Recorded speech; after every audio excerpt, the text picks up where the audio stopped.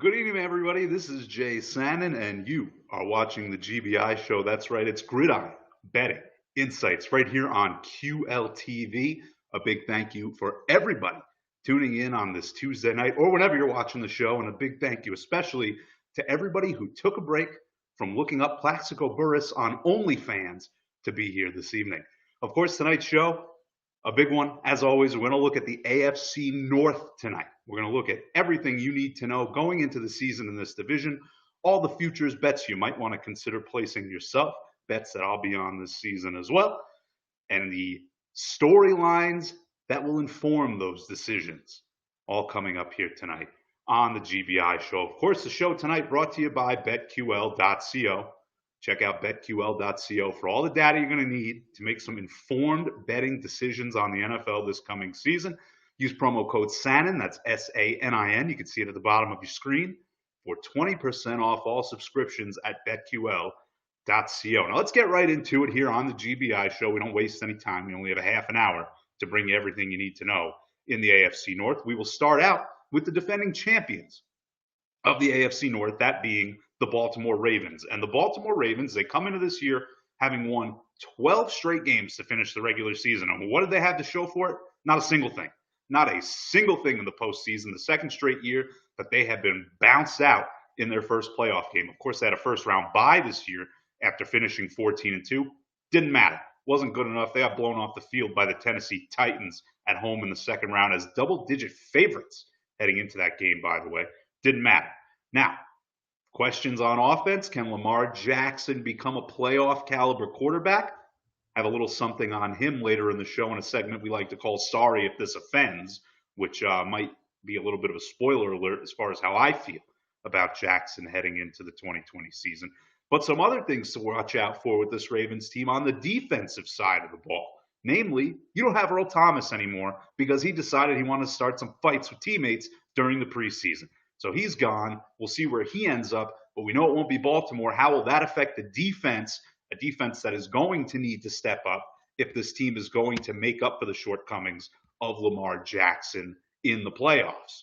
Now, we'll go to the team that finished second in this division last year, and they did it overcoming a lot of adversity, that being the Pittsburgh Steelers. They don't have Ben Roethlisberger for the vast majority of last season, trying out quarterbacks like Mason Rudolph and Devlin Hodges, who I guess wanted to be a Duck Dynasty guy at one point before he latched on to Pittsburgh's football team. Just a truly bizarre season, because that was a team when Roethlisberger went down earlier in the year, you thought, all right, this team is pretty much done for. You know, they don't have a lot else offensively without Roethlisberger to get those offensive weapons in the receiving game, the ball. Well, that turned out not necessarily to be the case. They had a decent year going 8-8. They did lose a few games at the end of the season, but you remember them going into well, I guess it's Los Angeles now. I was thinking San Diego when they beat the Chargers. Either way, they beat the Chargers and Phillip Rivers on the road early in the year. They did some impressive things just to be in playoff contention toward the end of the season. How does Ben Roethlisberger being back make them better? And again, this is a team where they barely scratched the surface of what they're capable of, in my opinion, last year. To have a minus 14-point differential over an entire season, despite not having your star quarterback, pretty impressive stuff from the Steelers. We'll see if they can do it again this year, or if Roethlisberger fails to live up to what he's been in the past after all these injuries that he's piled up. Now, the Cleveland Browns, they're a team, they finished third in the division last year. They went 6-10. But they're a team that has been hyped up over the last couple seasons as a team that can make some noise and potentially get to the playoffs. It hasn't happened yet. Baker Mayfield is the reason why. Everybody likes Baker Mayfield. He was a number 1 overall pick. He's cool. He does all the dancing. Everybody loves him. But it hasn't translated to success on the field. Last season, Baker Mayfield threw 7.2 yards per pass attempt. That tied him with Matt Moore, who was on fill-in duty for Mahomes in Kansas City. And that put him a tenth of a yard better than Eli Manning, who threw for 7.1 yards per attempt. It's not going to get the job done. And that's a team that had Odell Beckham. That's a team that had Jarvis Landry. They loaded that offense from. They brought in the extremely problematic Kareem Hunt. It did not matter. Baker Mayfield was not good enough. Can he be good enough this year to live up to the hype? And of course, on the other side of the ball, the big story for the Browns, Myles Garrett. He just got paid, but of course he comes off of a season where he was suspended for the bulk of it. And I mean, unverified reporting here, but I heard that he celebrated his extension by going clubbing. And of course, I don't mean going to a nightclub in this COVID-19 world we're living in. I meant he went out and bludgeoned some more quarterbacks with his helmet. So we'll see. Can he get back up to where he was before all that happened? Now that he's paid, is he going to be as driven to do so? We've seen the contract year be a fatal situation for a lot of players right after they get paid. Things don't quite go so well. Can the Cleveland Browns live up to the hype on both sides of the ball this season now that Myles Garrett's paid and Baker Mayfield is really facing a point in time where he's running out of time to impress people in the land? And finally, in the AFC North, you have the Cincinnati Bengals. And last year, obviously, was an unmitigated disaster for the Bengals. They won 2 games, but of course, they did win the ultimate prize in the number 1 pick in the draft, and they ended up getting, of course, Joe Burrow. Now, Joe Burrow, up and down in his college career at LSU, had a bad year before last season, where, of course, Joe Brady and Coach O and Joe Burrow, the 3 of them, just ran through college football en route to an undefeated season and a national title. The question for Joe Burrow is, how bad are the growing pains going to be this year? Because there are always going to be some. I mean, Peyton Manning had them. Ryan Leaf had them, and then he's continued having them for the rest of his life. Every rookie quarterback is going to have these growing pains. Can Joe Burrow get over them? Can he get over the hump in his first year and at least be respectable enough for you to have faith in going forward? The goal is not for the Bengals to win 8 games this year.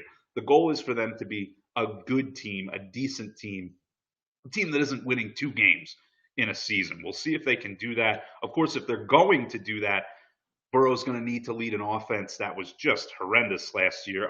2 teams scored fewer points last season than the Cincinnati Bengals. Those were the Jets and the Washington football team, a team that was so bad that they decided, you know what, we're not even going to rebrand. We don't deserve a new brand. We are just going to be a generic football team until we have earned a nickname that doesn't disparage a large group of people. So those are your big storylines in the AFC North. And of course, again, we live in this COVID-19 world where Myles Garrett, you can't club people with impunity because you have to stay 6 feet apart and things of that nature. You also have the opt-outs associated with COVID-19. And the AFC North, fortunately, a division where you don't see too many of them, at least at impactful positions. A couple of spots where you lose a little bit of depth on some of these teams, but nothing that you're too concerned about at this point in time heading into the season. The team that might have been hit the hardest, the Baltimore Ravens, they lose some O-line depth in tackle Andre Smith, and they lose DeAnthony Thomas, who more of a special teams threat than anything else. But either way, another option in the receiving game gone. And again, the special teams, which is something that Baltimore has done decent with in recent years, they won't have him to help them out there. The Steelers, nobody really impactful there. No notable losses due to COVID on their end. The Browns, they lose 3 offensive guards. No starters on that list. But when you lose 3 members of one position group, not even due to injury, but because of the COVID situation before the season, that could have an adverse effect on a team, especially one that needs to protect a player like Baker Mayfield, who has not lived up to expectations so far.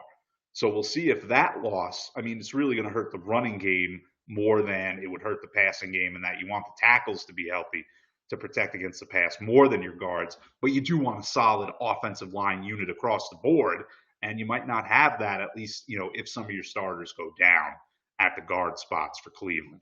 And then Cincinnati, again, nobody notable either going down due to COVID opt-outs. So it's a division, again, it's not something that'll jump off the page. It's not like the NFC North where you had Geronimo Allison go down, at a key starting position for the Detroit Lions. This is a division where they're kind of beneath the surface, but when you're betting on the NFL, that's what you need to look at. You need to look beyond that top layer. You need to know beneath the surface what's going to be important to a team, especially as the season wears on.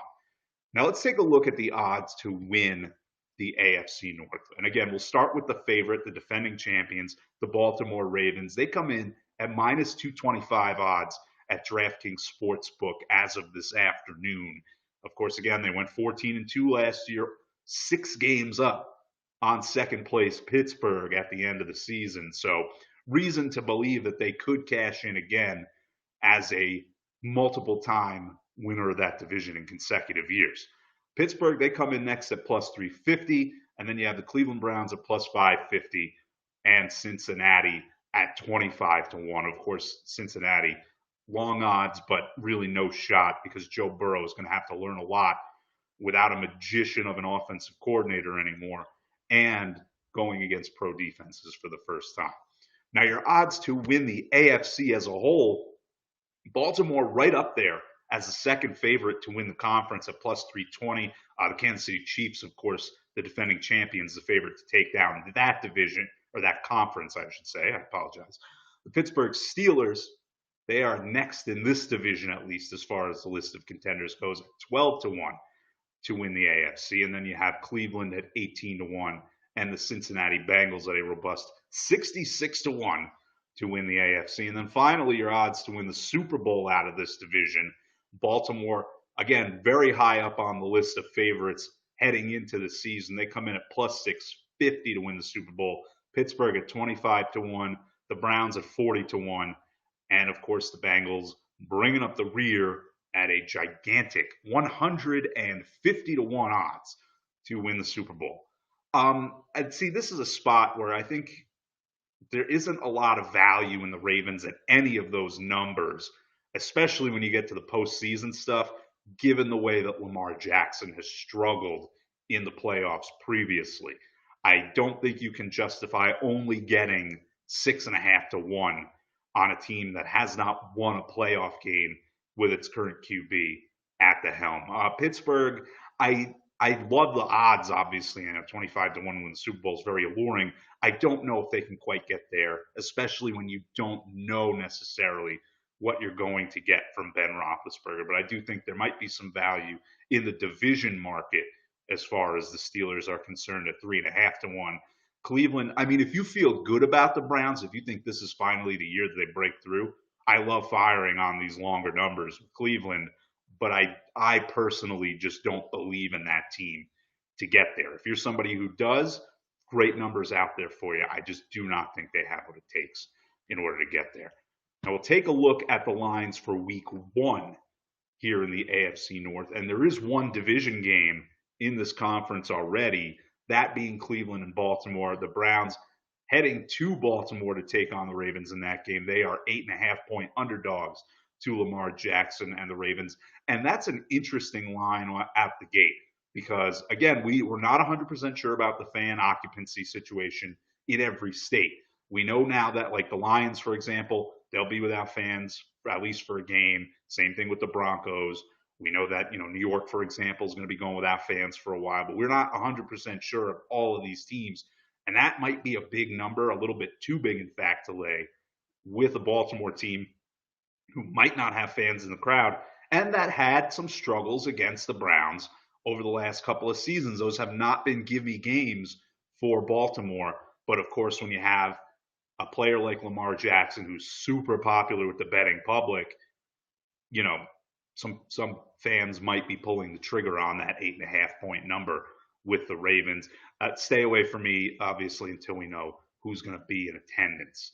Now, this next game interests me in that I think the line's a little bit too short. When his first professional start, he's not playing in the South anymore. The weather isn't going to be quite as, I don't want to say tropical, but quite as pleasant as it would be in Louisiana that time of year. Although I guess it'd be hot in Louisiana. Either way, he's, a different climate, playing against a professional team for the first time, and not just a professional team, a team with a heck of a defense and a heck of a pass rush. Joey Bosa, of course, anchoring that for the Chargers. And then, of course, Derwin James is back in the defensive backfield for Los Angeles.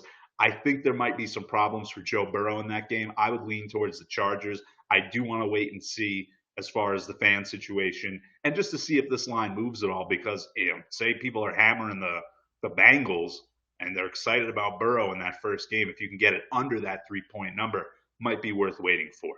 And finally, in the AFC North, you have the Steelers traveling to the Meadowlands to take on the Giants. Pittsburgh, a 3.5-point favorite in that game.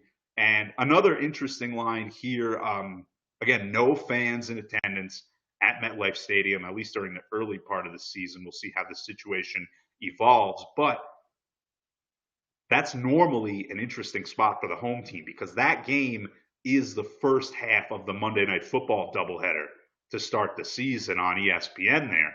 And again, that's usually a great spot because you have fans tailgating for a good chunk of the day and they're getting excited and, you know, they're going to be a little liquored up and loud and rowdy heading into the game. Now you don't have that advantage and you have a team that is demonstrably worse than the one you're playing on the field. And again, this is another situation where maybe you wait and see. Maybe you can get Pittsburgh at 3 or 2.5. Obviously, if it goes up higher than 3.5, you might want to lay off it just because you're not getting the best number. But it might be one you want to wait and see if you can get a better number later on as we get closer to the season, which, by the way, about 2.5 weeks away now. The excitement is getting palpable, at least as far as knowing that it hasn't been canceled yet, which is pretty nice.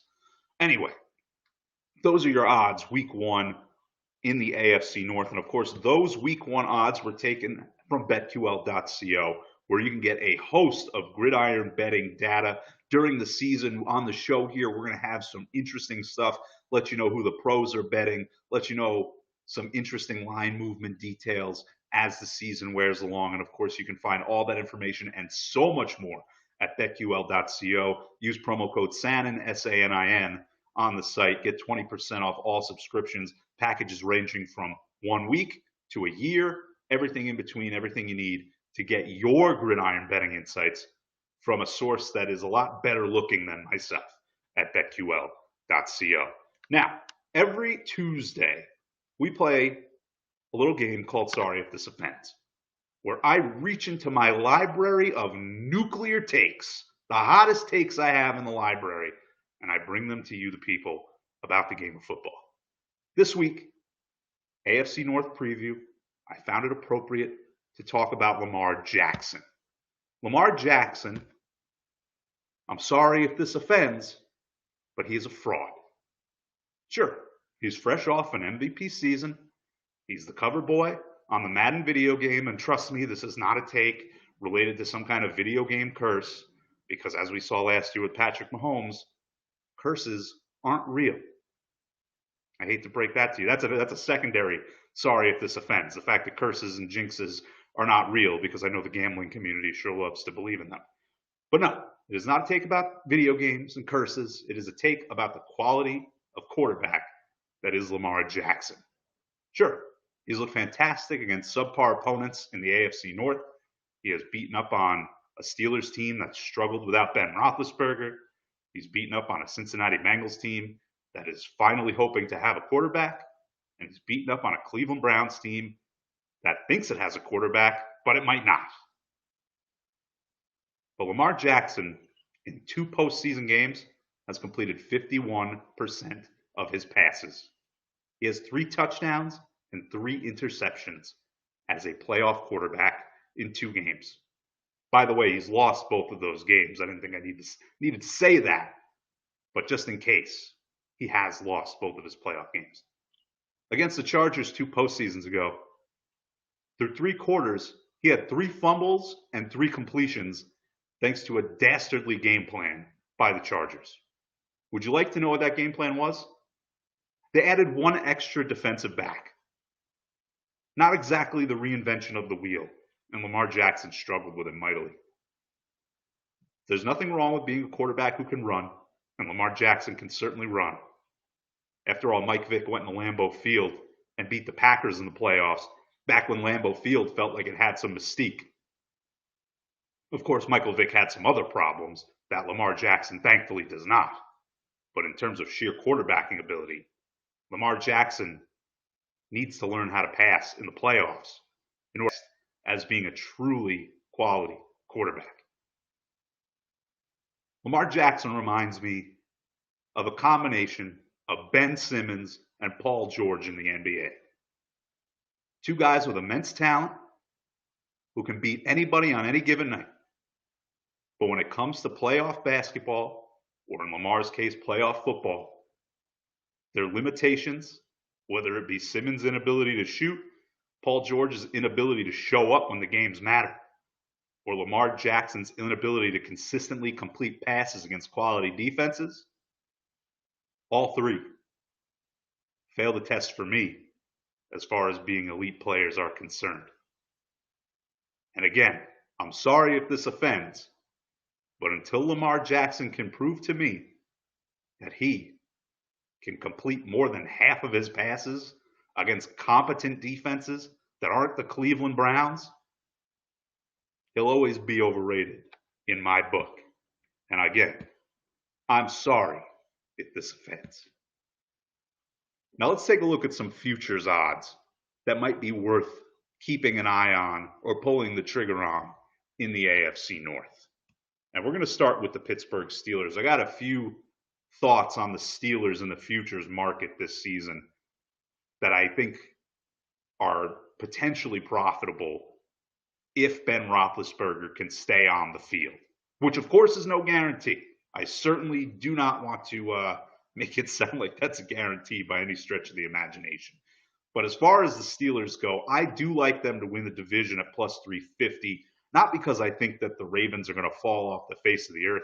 I just think the Steelers, with Roethlisberger for a full season, are going to be markedly better than they were last year, to the point where they're easily in the double digits as far as wins are concerned. And I just think, it's only natural. The Ravens aren't going to finish the regular season with 12 straight wins again. They're a good team, but no team is good enough to do that in back-to-back years unless Bill Belichick is coaching them. And even then, it is not a likelihood. I think that division race is going to be very close, and I think the Steelers might take it late in the season because, again, they were a 500 team with Duck Hodges as their primary quarterback and Mason Rudolph right there with them. Their offense last year tied for 30th in the NFL in yards per play, 4.7 yards per play. By default, that offense is going to be better this season, and that will help the defense. That will keep the defense off the field for more of the game. And anytime a defense is getting more rest, that's obviously a positive. I don't think people talk enough about the symbiotic relationship between an offense and defense enough. If you're keeping a defense off the field with your offense, defense is going to get rest, means they're going to get after the quarterback harder just because they got more air in the lungs. It's rudimentary stuff. But you don't hear at least some casual football bettors talking about just those basic building blocks enough. And I think those areas are where the Steelers are going to have an advantage coming into this season compared to where they were last year. I also do like them to get over 9 wins this coming season. Minus 121 was the line there at DraftKings earlier today. Again, that's an improvement of 2 wins over where you were last season with Ben Roethlisberger in the equation, without Duck Hodges throwing ducks all over the field for you like he was last year. I think that is a good look at minus 121 before it gets too juicy. I also like Ben Roethlisberger to win the comeback player of the year, and I'll tell you why.